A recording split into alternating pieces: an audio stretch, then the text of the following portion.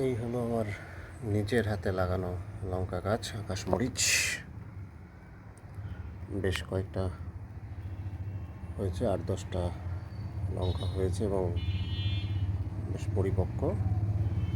এখনও এই গাছের লঙ্কা আমি খাইনি, আজকে দুটো তুলব, দেখি কেমন টেস্ট লঙ্কাগুলোর।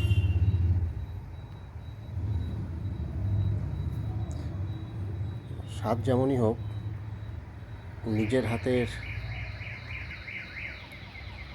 লাগানো গাছের লঙ্কা তো, এটা তুলে যে খাবো তার অনুভূতিটাই অন্যরকম।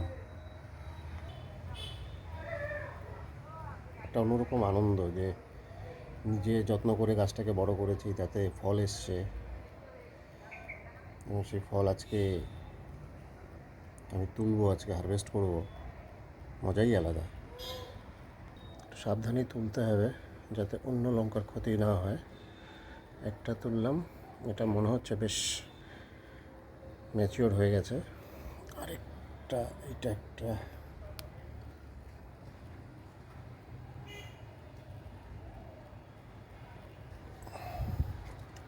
এই দুটো আজকে তুলি, খাই।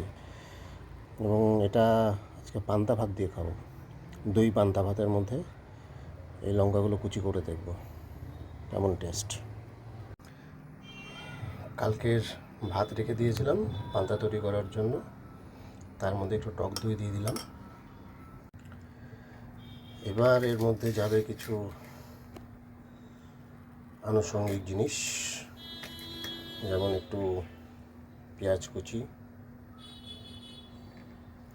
একটু ট্যাঙ্গি স্বাদের জন্য অল্প টমেটো, একটু লেবুর রস, আর এই সেই লঙ্কা, আমার নিজস্ব গাছের লঙ্কা যেগুলো আজকেই তুলেছিলাম, আর অল্প অরিগ্যানো স্বাদের জন্য, একটু চিলি ফ্লেক্স,